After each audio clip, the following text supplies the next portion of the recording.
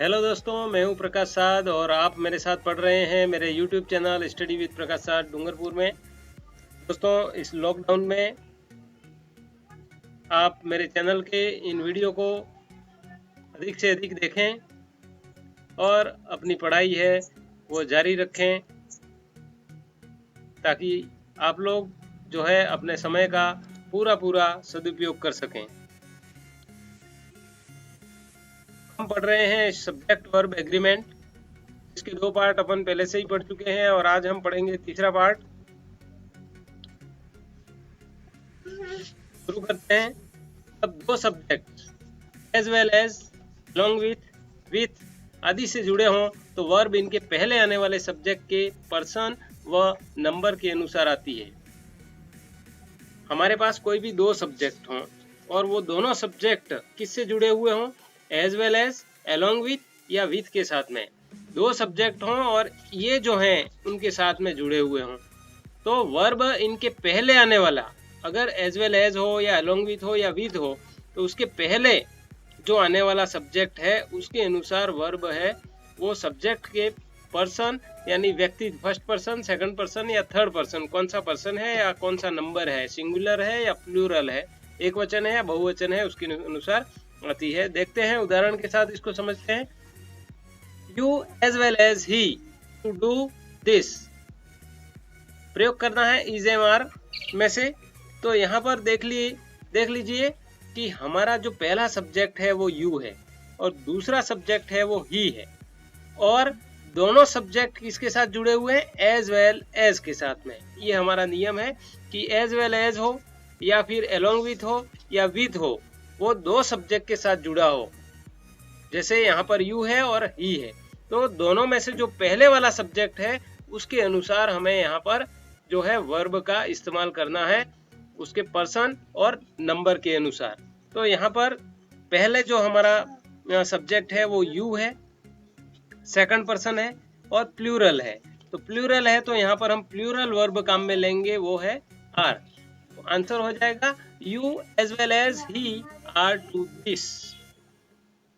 उसकी तरह आप भी इस काम को कर सकते हैं, करते हैं या उसके जैसे ही, उसके साथ ही आप इस काम को करते हैं। नेक्स्ट है he as well as his friends to blame। is और are का प्रयोग करना है। यहाँ पर भी देख लीजिए हमारे 2 सब्जेक्ट हैं, पहला सब्जेक्ट ही है, दूसरा सब्जेक्ट his friends है। दोनों सब्जेक्ट हैं वो किससे जुड़े हुए हैं, एज वेल एज के साथ में।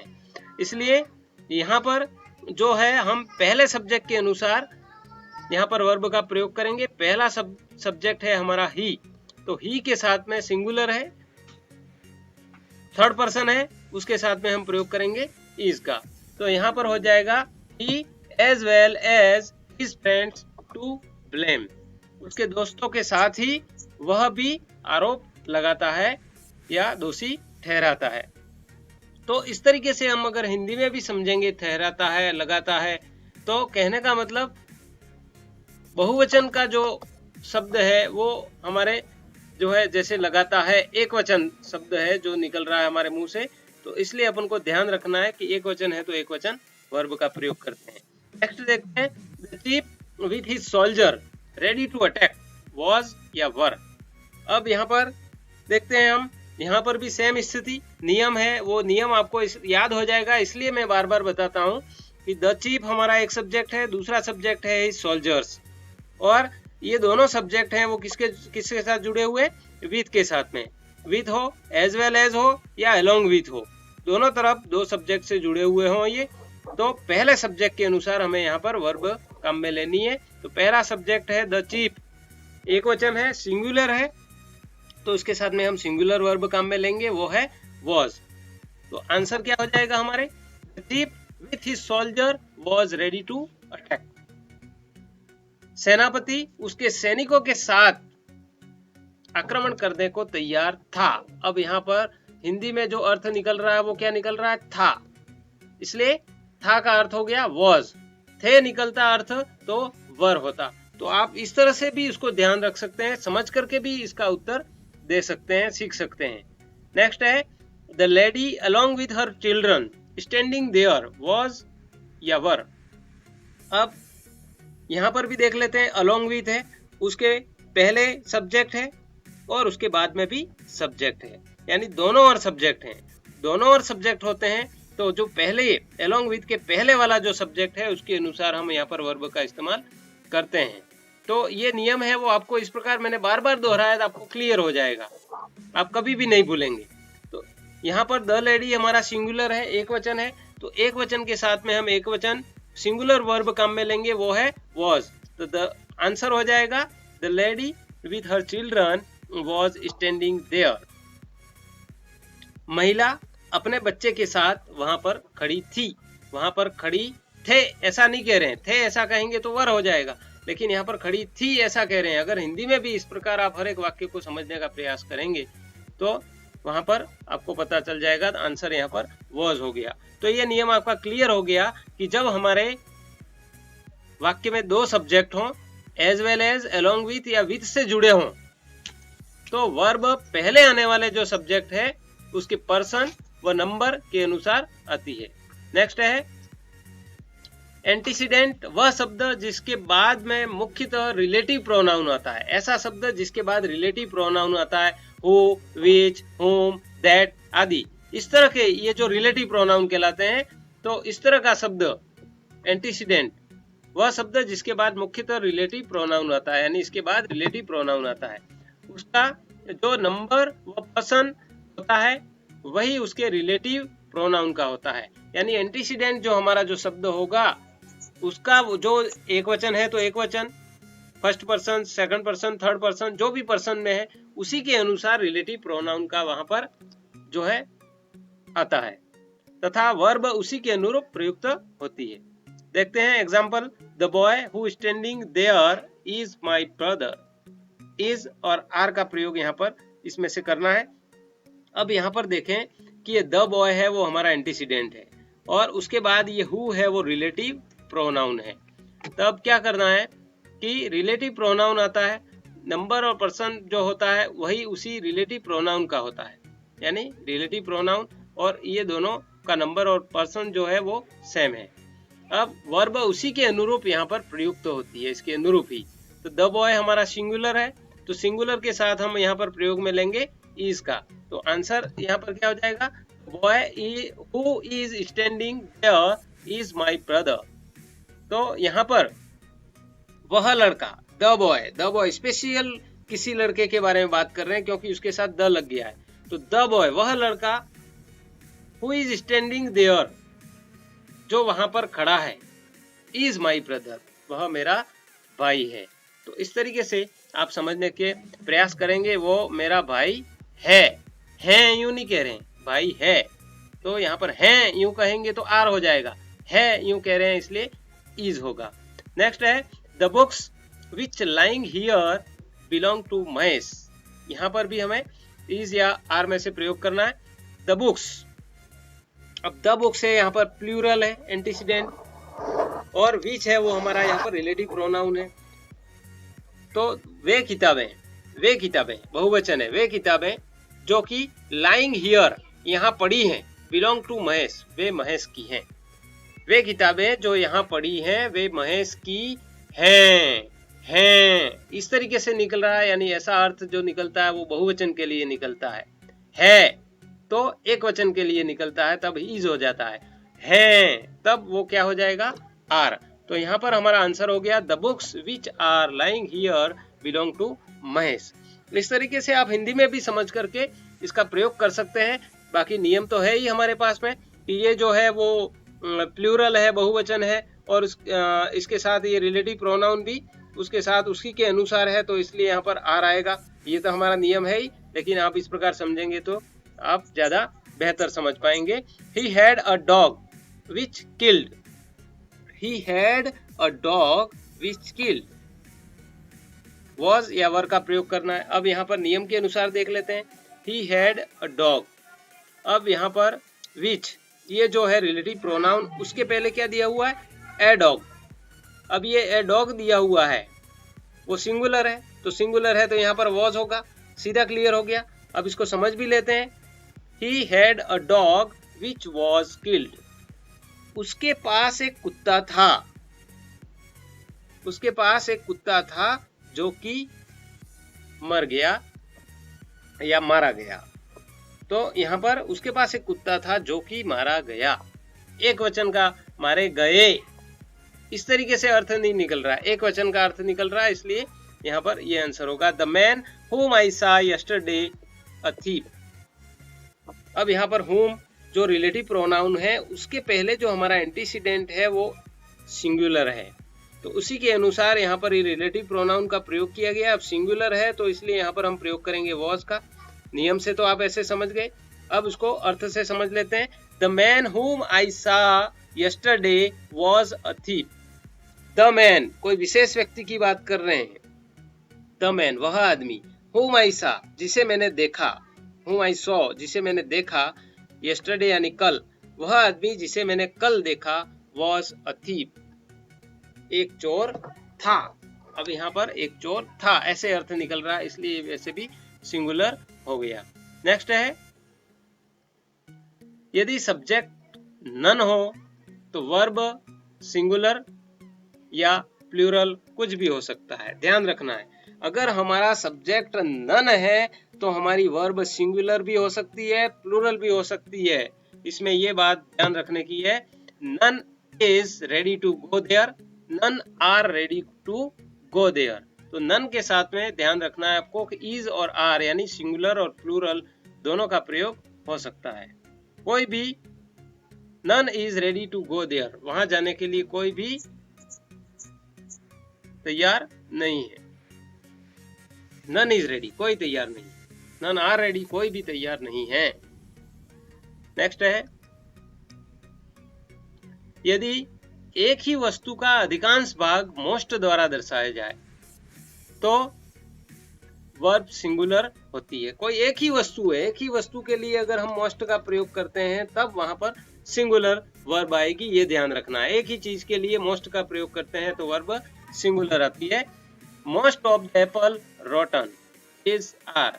अब most of the apple, apple यहाँ पर एक ही है, देख लीजिए आप, एस या ये एस नहीं लगा हुआ है, बहुवचन नहीं है, ये एक वचन है, सिंगुलर है, इसलिए most of the apple rotten, ज्यादातर, ज्यादा यानी एप्पल का ज्यादातर भाग, ज्यादातर हिस्सा जो है वो रोटन हो गया है, सड़ गया है, खराब हो गया है। तो यहाँ पर हो गया है नहीं है, तो यहाँ पर हो जाएगा answer is. Most of the Apple is rotten, लगभग सारी आम जो है वो सड़ चुकी है, एक आम की बात कर रहे हैं। नेक्स्ट है, यदि मोस्ट द्वारा कई वस्तुओं की जानकारी हो तो, ज्यादा वस्तुओं की जानकारी हो तो वर्ब प्लूरल होती है, ये ध्यान रखना है।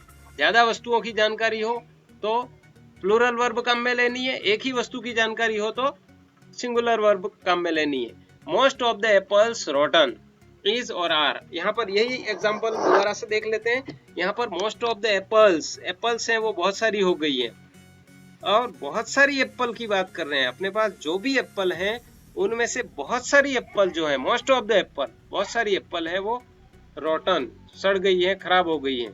तो यहाँ पर मोस्ट ऑफ द एप्पल्स, अधिकांशतः सेब जो है वो सड़ चुकी हैं, तो यहाँ पर बहुवचन है इसलिए हम आर का प्रयोग करेंगे। Most of the apples are rotten. Next है, ईट के बाद हमेशा सिंगुलर वर्ब आती है, वो आपको ध्यान रखना है। जब कभी भी ईट अगर आ जाए तो ईट के साथ में सिंगुलर वर्ब ही आती है, उसी का प्रयोग करते हैं। It is very hot day, यह बहुत गर्म दिन है, गर्मीला दिन है, बहुत गर्मी है, यानी आज बहुत गर्मी है। It is very hot today, आज बहुत गर्मी है। नेक्स्ट है, it has been raining since last night, कल से बारिश हो रही है। लास्ट नाइट पिछली रात से बारिश हो रही है, यानी अब यहाँ पर भी इट के साथ में सिंगुलर वर्ब हैज बीन का प्रयोग किया है और इज का प्रयोग किया है, तो इट के बाद हमेशा सिंगुलर वर्ब आती है, वो ध्यान रखना है। नेक्स्ट है, यदि देयर का प्रयोग एक वस्तु या व्यक्ति के लिए हुआ हो तो वर्ब सिंगुलर होगी, तथा यदि अधिक वस्तुओं या व्यक्तियों के लिए हुआ हो तो वर्ब प्लूरल होगी। ध्यान रखना है, नॉर्मल सी बात है कि कोई वस्तु है या कोई व्यक्ति है, उसके साथ में देयर का प्रयोग है। अगर वो एक हो तो वर्ब सिंगुलर होगी, और अधिक वस्तु या व्यक्ति हो तो वर्ब प्लूरल होगी। Sita saw that there a thief in her room was या वर। अब यहाँ पर देख लेना, सीता सॉ दैट, सीता ने देखा कि देयर यानी वहां, ए थीफ का मतलब एक चोर, इन हर रूम यानी उसके कमरे में। तो सीता ने देखा कि उसके कमरे में एक चोर था, तो यहाँ पर क्या हो जाएगा, इसलिए वॉज का प्रयोग करेंगे। एक चोर थे ऐसा तो कहेंगे नहीं, तो आंसर हो जाएगा was. Sita saw that there was a thief in her room. Next है there are 50 students in my class is are. अब यहाँ पर देयर है, उसके बाद देखो आप 50 स्टूडेंट्स हैं, 50 विद्यार्थी हैं, यानी बहुवचन है, तो इसलिए मेरी कक्षा में 50 विद्यार्थी हैं, है नहीं, मेरी कक्षा में 50 विद्यार्थी है, ऐसा नहीं कह रहे, मेरी कक्षा में 50 विद्यार्थी हैं, तो आर होगा यहाँ पर। There are 50 students in my class. Next है there only one student in the class today. There only one student in the class today. अब यहाँ पर भी देख लें कि देयर के बाद यहाँ पर जो प्रयोग किया गया है वो एक व्यक्ति के लिए है, ओनली वन स्टूडेंट, तो यहाँ पर इसलिए आंसर क्या हो जाएगा, वॉज।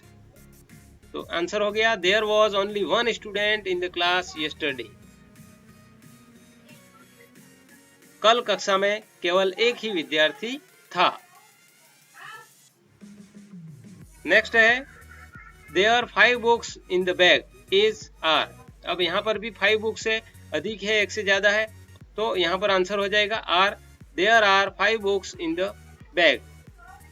थैले में 5 किताबें हैं या 5 पुस्तकें हैं, बस्ते में 5 पुस्तकें हैं, तो इसलिए यहाँ पर क्या हो गया, आर। नेक्स्ट है a number of, a lot of, lots of, a great deal of, plenty of, both of, several के बाद हमेशा प्लूरल नाउन्स आते हैं, अतः वर्ब प्लूरल आते हैं, परंतु द नंबर ऑफ के बाद प्लूरल नाउन्स होने के बावजूद वर्ब सिंगुलर ही रहता है।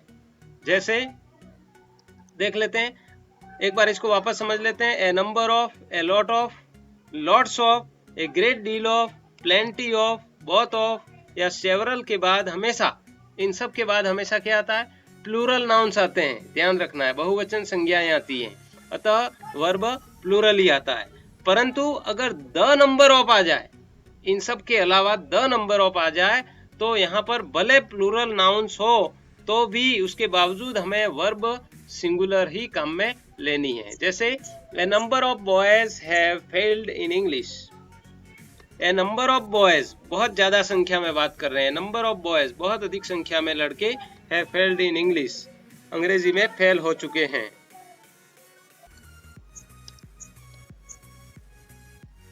आंसर इसी तरीके से lots of people were killed. Lots of people, बहुत सारे लोग मारे गए, बहुत सारे लोग मारे गए, तो लॉट्स ऑफ पीपल बहुत सारे लोग बहुवचन है, तो इसके बाद प्लूरल नाउन है, तो इसलिए यहाँ पर प्लूरल वर्ब ही काम में ली गई है, ये आप ध्यान में रखना है। नेक्स्ट है lot of oranges were रॉटन।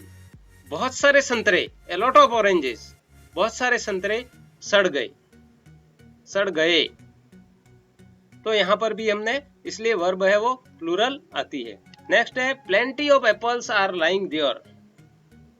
Plenty of apples यानी जो एप्पल्स पड़े हुए हैं, उस प्लेंटी, बहुत सारे, आप कह रहे हैं एप्पल्स हैं क्या, लेने हैं क्या, तो आप कह रहे हैं plenty of apples are lying there, बहुत सारे एप्पल आपके पास पड़े हुए हैं, वहां पर पड़े हुए हैं, तो यहाँ पर ये बहुवचन जो है वर्ब क्रिया ही काम में लेंगे। नेक्स्ट है लेकिन the number of boys is 15।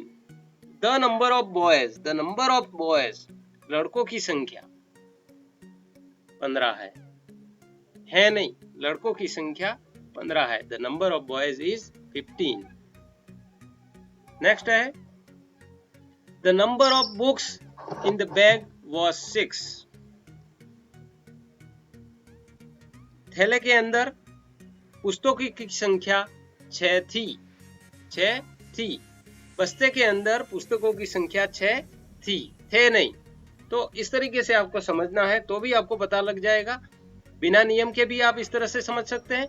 और नियम की बात करें तो आपको ध्यान रखना है a number of, a lot of, lots of, या ए ग्रेट डील ऑफ, या प्लेंटी ऑफ, बोथ ऑफ, या सेवरल, इस तरह के शब्द हों तो उनके साथ में जो है प्लूरल नाउन्स ही आते हैं, बहुवचन संज्ञा ही आती हैं। इसलिए हमें जो है बहुवचन वर्ब क्रिया को काम में लेना होता है। लेकिन द नंबर ऑफ आ जाए तो वहां पर चाहे प्लूरल नाउन भी क्यों ना आ जाए, अब जैसे बॉयज प्लूरल है, बुक्स प्लूरल है, लेकिन होने के बावजूद वर्ब कौन सी आई, यहाँ पर सिंगुलर आई।